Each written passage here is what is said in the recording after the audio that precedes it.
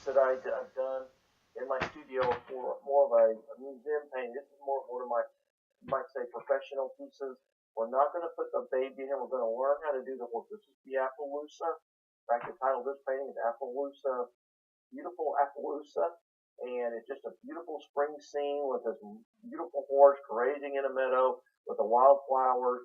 It's a very, very iconic painting of what really America was all about and still is. When you go back and look at some of the great ranches and farms. By the way, I'm surrounded. I've got a horse ranch right next to me, and that's where I got a lot of this reference material. So if you want to do a horse, maybe do your own horse, or maybe a horse that's in your area or a friend, just go out and do this. And so I went to my files. Now, all of you know I have a massive library, and I went through and pulled out the ones, and this is the original photograph of this horse. This is Appaloosa. So I took that horse, and then I found a baby, and I'm not sure if I have that baby in here. As you can see, I went in and I just took lots of photographs of different horses, and I found, the one that I wanted. I'm just going to go ahead and flip through and show you a few. You can get you a simple one grazing like this. By the way, most of these that are in pastures have a high or no horizon line. This has a high horizon. This one has almost no horizon. The one we're going to do does have no horizon. I think it's more fun. Here's a little baby. I love this. Isn't that cool? I actually have done this painting before, and I've done this mama horse before. But, see, here's one. Actually, I think we did this one about 20 years ago on one of our TV programs, just ahead of our work. I think it was this one, actually. You can see the paint that's on there where I did a little testing. And then, of course, here's some more. You can tell this is a typical Oklahoma scene because of the oil well in the background, the pumpkin jack. But there's just a typical pasture, which is what we're going to paint today, and you put some flowers in there. So you can see, you can go in there and you can paint all kinds of really neat horses in a simple background, yet an extremely effective background. So it's another learning thing. You're going to learn how to do a meadow with grasses and flowers and the beautiful horse. And then something unique here is a soft ray of light coming through to give this a little shadow, a little life, a little atmosphere. I just think this is sort of a dreamy, poetic, or romantic painting. We're going to have a lot of fun with it. Now, let's talk about how we're going to get started. First of all, here's the painting, the canvas I'm going to use. Now, let me talk about this for a second. Again, we get a lot of calls, and I promise to give you little tips and hints on each program about things. This is a 16 by 20 stretched canvas. This is a gallery wrap, which means there are no staples around the edge. It's clean in case you want to paint the edges. You can get these in different widths, where you don't have to frame them if you don't want to. You see they've been stapled on the back. It's stretched cotton canvas, sort of a smoother surface. You can get all kinds of surfaces. And then I have mottled this background. Now, I don't know if some of you are watching the program. We did the chicken painting of the rooster. But I showed you how to model a background. Well, this was the same painting, the background, that I'm just going to use for the horse painting. You could gray it like this. And this is just your traditional graying. You can just burn sienna blue and white. This is what almost all the artists do. They gray their canvases to some tint. This is a cool tint. This is a warmer tint. Why? Because if you look at the original painting here, you got the soft, warm greens, and it just looks a little richer and softer, more earthy. Well, it's just a little easier on your eye, and when you're trying to coordinate your color scheme, if you already have something similar for your underpainting. So all I did here was just model this with different colors. Now we can start applying the grasses. So that's the first thing we're going to do today, and it's about all we'll get done today is I'm going to do the underpainting for the grasses. So let's get started. Now, down here, we're going to go back, and I'm going to use two brushes specifically, and we'll start with the number 12 bristle brush. Now, this is not a new brush. Some of you have heard me talk about it, and I know I'm going to get calls, and well, that's not your standard brush. It isn't, in quote, what we call our standard brush set, so to speak. I use certain brushes, but as you grow as an artist and you do more advanced paintings and do more things, you can add brushes. All this is just a couple of numbers up from the number 10. So number 12, you can get a 14, a 16, a 20, 22. I've got some brushes that are so wide and they're so heavy. I'm telling you, when you do these big paintings and murals like I do a lot, it wears you out. Even this one's pretty heavy. But what we're going to do is we're going to start up here at the top and we're going to come down. Now, those of you that have never done this before, this is a little bit of advanced technique, but I think you're going to love it. So take your brush back down here to your dirty palette, a little bit of water, a little bit of yellow green, and take a little bit of orange. Now always tint your green with a little bit of orange. Why? Because you don't want to be so rich. You want to have sort of a mustardy color. Keeps it from being just so strong. I like to put a little hooker's green in with it. Now, start up here like this, and you're going to scrub. See, I'm using what's called the chisel edge of the brush. And go up and down like this. I'm going to hold it back further. Now, here's the little deal. Always got a deal for you. Because you already have a nice, sort of a warm, mottled, greenish, earthy background, it makes this job a lot easier. So you come down here, just reload, and you just scrub like this. Now, this is where the artist will come out. You have to decide what tones you want in your painting. You want yours greener than this? Guess what? Take a little more yellow green, touch more hooker's green. Watch this. You can go there and make it a little greener if you want to. So you make your choice based on your personality, what the need is for that painting. Maybe you want to hang this somewhere. But this is how you get it started. So let's just keep rolling here. Now, I don't want it to be boring. I always like our programs to be full of energy and fun and learning.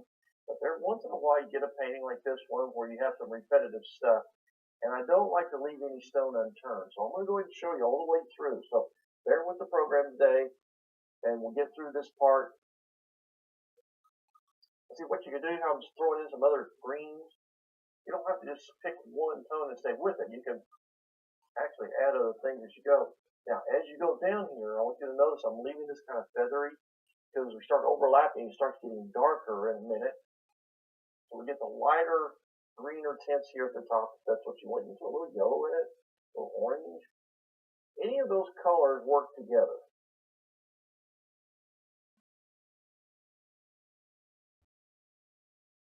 I just like these sort of olivey, mustard kind of greens. I think they're softer and richer. There's a sort of a theme going around, has been for the last few years in the art world, you know, with this Tuscany thing and the atmosphere over there in the Tuscany region, and the colors over there are those real rich browns and gold, earthy tones, you know, and I love those colors.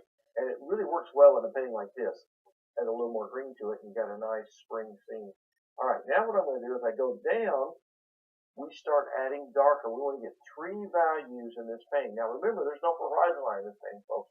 See, this is just all a straight down view of the horse against the grasses. So as you come down now, this is where it gets a little challenging. Work in the same area, take the hooker's green, a little bit of purple, touch of burnt sienna.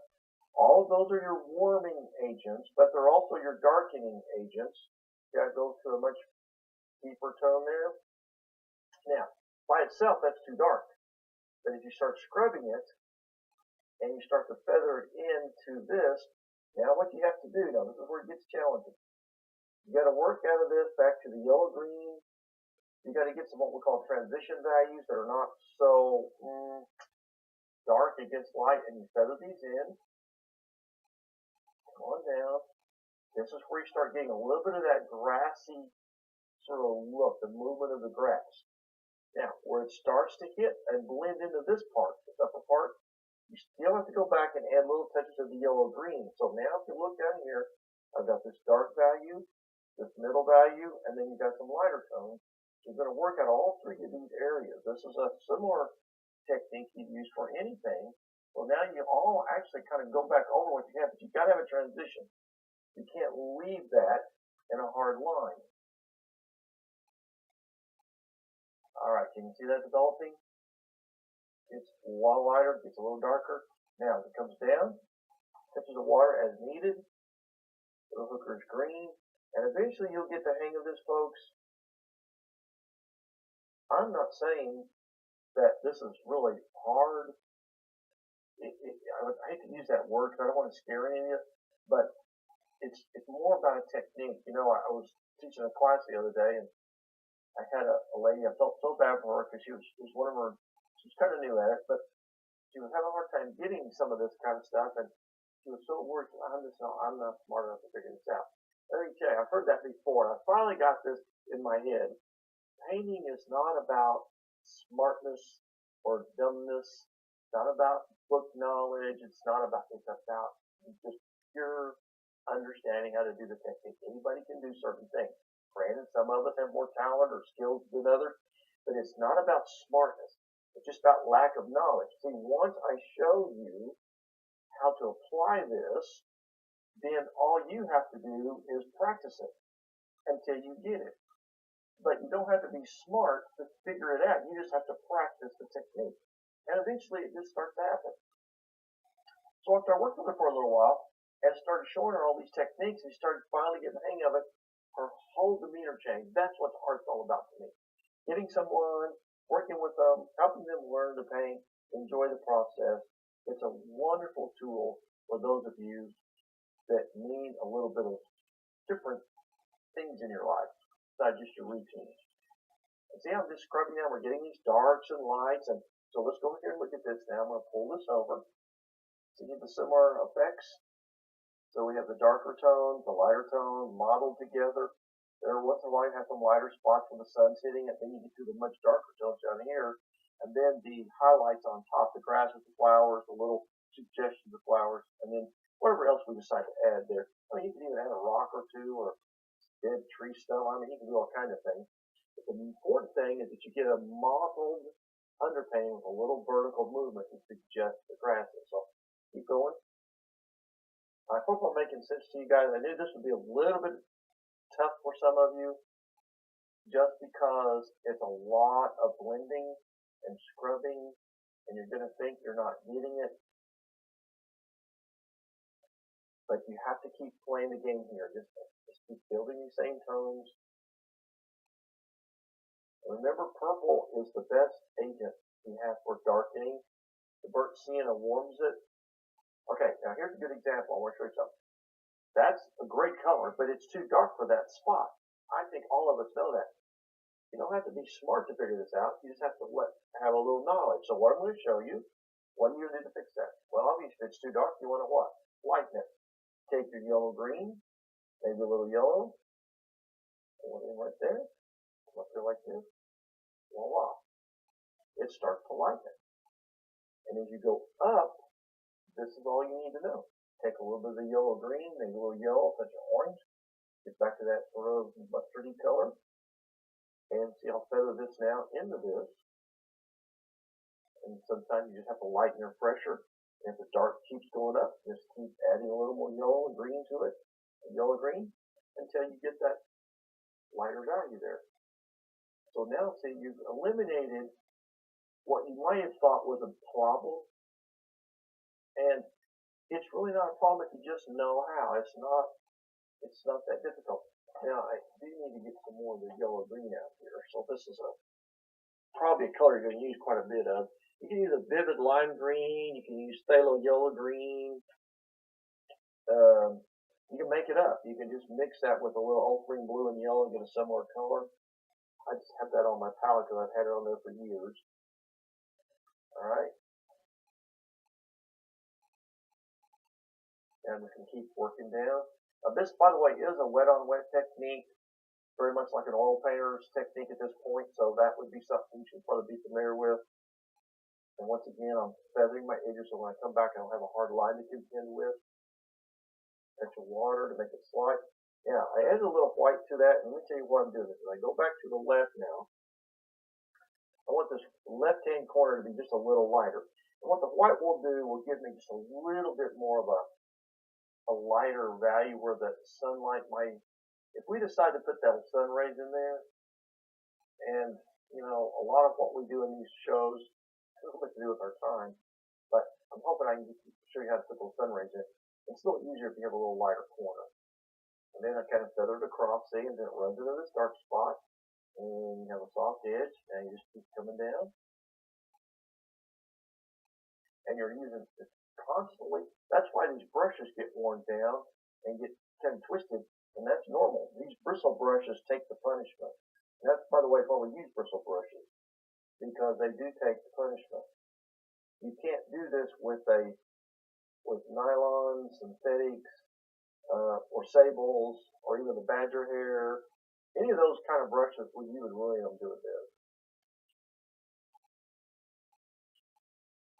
Now, if you're not used to this, your hand will get a little tired in your wrist. So if you have any arthritic problems or anything, you have to do this in stages. And I have a lot of students that do.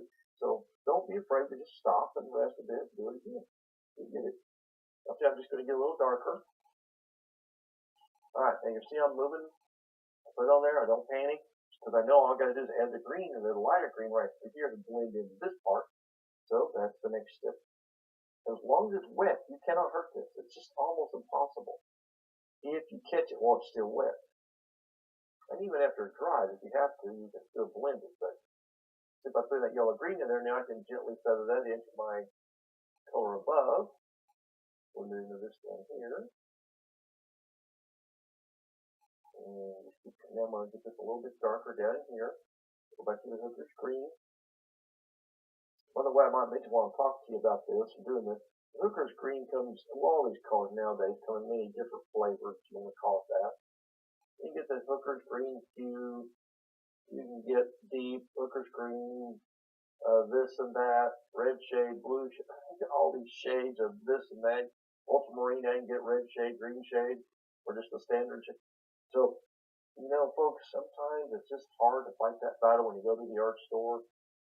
So whatever colors you end up with, just learn to adapt to them and use them, and eventually as time passes, you'll learn what makes things happen. That's why I use a limited palette. I use just the basic colors. That works good. Hooker's green, now a little sienna, a little purple. And some of these colors are transparent, like the purple, for instance, the hooker's green are transparent, which just means their pigment isn't as opaque. So when you apply it, takes maybe 1 or 2 layers. Another reason why I like to go ahead and gray it like we did with some of the tones that we're using, so that you don't have to double coat it. That's already considered sort of your first layer. Well, see, when you scrub it, if anything shows through, it's not the white canvas, which is really obnoxious. I mean, no one really, unless it's designed to fit your style of painting, whether maybe you're an impressionist. I have a lady that does a lot of fashion, people thing, women in long dresses. She likes the camera showing through. Sometimes we'll tint the canvas light shades of white, dull tans, and it looks good coming through. But on a painting like this, it wouldn't. And you see, when I just kind of feather this, there's no hard edges. So when you see a hard edge right in there, add just a little bit of what you see up there, which is a little bit of yellowish green, and it just quickly disappears. So, again, not smart. Just now you know how, and then you just practice doing it.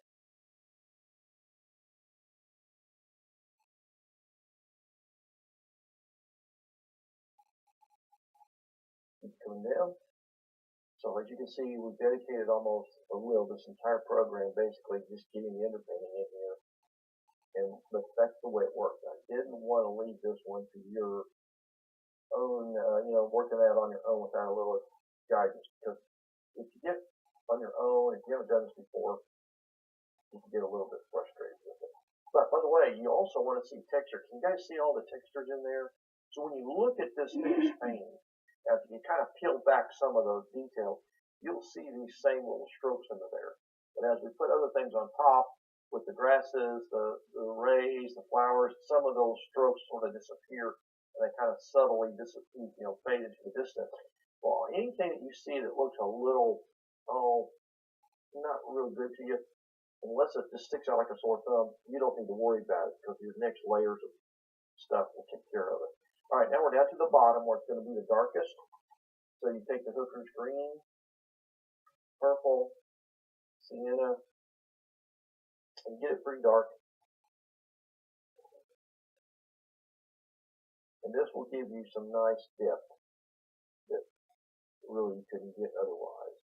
Now here I'm just filling in some color, and then I'll go back to my stroke, and I want that vertical underpainting in there.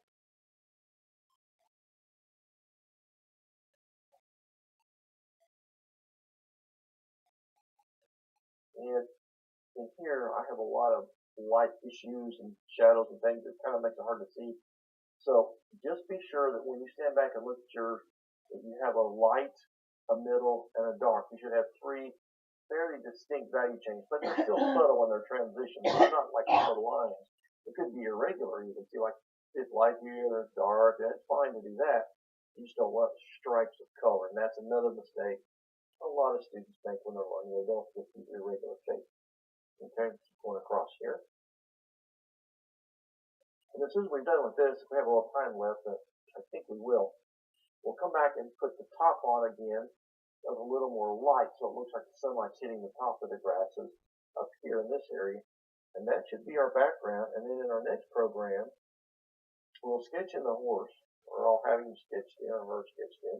And I'm going to give you an assignment to find, if you want to use the one I'm using, of course you're absolutely okay with that.